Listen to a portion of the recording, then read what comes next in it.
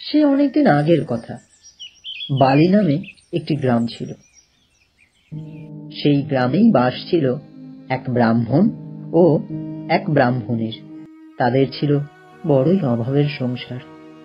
দুই বেলার খাবার জোগাড় করাও ব্রাহ্মণের পক্ষে ছিল খুবই কঠিন। এই নিয়ে পরিবারের মধ্যে সব সময়ই লেগে থাকতো নানা অশান্তি। ব্রাহ্মণ একদিন ব্রাহ্মণের সঙ্গে ঝগড়া করে গ্রামের প্রান্তে হরিহর ডাঙায় ধুধু মাঠের ধারে একটি বেল গাছের নিচে বসে মনের দুঃখে কাঁদতে লাগলো। ব্রাহ্মণী ছিল খুবই খিটখিটে মেজাজের। তার কথায় আঘাত পেয়ে ব্রাহ্মণ তাই আত্মহত্যা করার সিদ্ধান্ত নিল। তখন সন্ধে উত্তীর্ণ হয়ে গেছে। তখন সে ওই বেল গাছে উঠেই সঙ্গে আনা গামছা দিয়ে একটা ফাঁস তৈরি করলো। তখন শেষবারের মতো একবার ইষ্ট দেবতাকে স্মরণ করে গলায় ফাঁস দিতে গেল। যেই না ওই কাজ করতে যাবে তখনই একটা বড় হাত কোথা থেকে এসে গামছাটাকে টেনে ধরলো। ব্রাহ্মণ দেখলো গাছের মোটা ডালে বসে বৃহৎ আকৃতির কে যেন হা হা করে হাসছে। ভয়ে বুক কেঁপে উঠল ব্রাহ্মণের।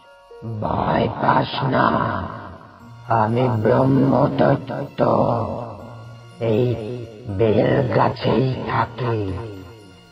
তা তোর কি ব্যাপার? তুই হঠাৎ আত্মহত্যা করতে এসেছিস যে? তুই ব্রাহ্মণ মানুষ, মানুষকে সৎ উপদেশ দিবি, তার জায়গায় তুই এসেছিস আত্মহত্যা করতে। এই কাজ কি তোর সাজে? তুই জানিস না আত্মহত্যা মহাপাপ? সবই জানি প্রভু, সবই বুঝি, কিন্তু সব বুঝেও বড় জ্বালায় জ্বলে এই কাজ করতে এসেছি। কিন্তু আমি তো তোকে এই কাজ করতে দেব না। ওই একই কাজ করে আমি এই অবস্থায় কত বছর যে আছি তা তুই ভাবতেও পারবি না। তার আগে আমার কথার উত্তর দে। বল বল, কেন এই কাজ করতে এসেছিস? দুঃখের কথা আর কি বলি প্রভু, আমার গিন্নিকে তো আপনি চেনেন না। তার জ্বলনে বাড়িতে কাক ছিল, বসতে পারে না। তাই এমনই অতিষ্ঠ হয়ে উঠেছি যে ওর হাত থেকে পরিত্রাণ পেতে এই কাজ করতে এসেছি আমি। ব্রহ্মদৈত্য চমকে গিয়ে বলল, ওরে বাবা, তোর গিন্নির কথা আর বলিস না। ওকে আমিও চিনি হাড়ে হাড়ে। তোদের বাড়ির পাশেই যে বেল গাছটা আছে, সেই গাছে আমার 100 বছরের বাস। শুধু তোর গিন্নির চিৎকার চেঁচামেচির চোটে আজ বছর খানেক হলো আমি পালিয়ে আসতে বাধ্য হয়েছি এখানে। তা ঠিক আছে, তুই আর চিন্তা করিস না, তোকে আর আত্মহত্যা করতে হবে না। তুই এখানেই থাকিস। এবার থেকে আমি তোর থাকার ব্যবস্থা করছি। ব্রাহ্মণ তখন গাছ থেকে নেমে এলো। ব্রহ্মদৈত্য তার সামনে এসে দাঁড়ালো। সে এক আশ্চর্য রকমের পরিবেশ। একদিকে ঘন জঙ্গল ও অপরদিকে ধুধু মাঠ। ব্রাহ্মণ বলল, সবই তো বুঝলাম প্রভু, কিন্তু আপনি যে আমাকে থাকতে বলছেন, এই জঙ্গলে আমি থাকবো কোথায়? আর যদিও থাকি, খাবোটা কি? সে চিন্তা তোকে করতে হবে না, সে চিন্তা আমার। আমি এই গাছতলায় তোকে একটি ঝুপড়ি বানিয়ে দেব। তুই দিব্যি সেখানেই থাকবি। আর এই যে দেখছিস ধুধু মাঠ, এটা হচ্ছে অনাবাদী পতির জমি। এই জমিতেই তুই চাষবাস করবি, আর তাতে যা ফসল ফলবে তা সবই তুই ভোগ করে সুখে দিন কাটাতে পারবি। কিন্তু এর মধ্যে কোনো কিন্তু নেই। তোর সব ব্যবস্থা আমি করছি। তুই এবার একটু বস, আর কিছুক্ষণের মধ্যেই আমার সব বন্ধু বান্ধবেরা এসে পড়বে।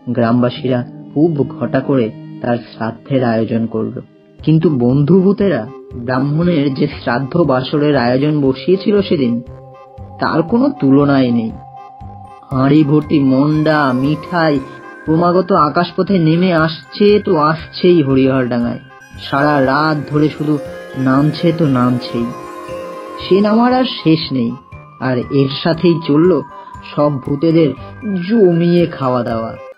পরদিন ভোর নামার আগেই গ্রামবাসীর শ্রাদ্ধ কাজে সন্তুষ্ট হয়ে ব্রাহ্মণ ভূত ও বন্ধুভূতেরা তাদের ফলানো গোলা ভরা ধান গ্রামবাসীদের দিয়ে এসে তাদের প্রাণ রক্ষা করল, এবং সেই গ্রামে আর কোনো অভাব রইল না।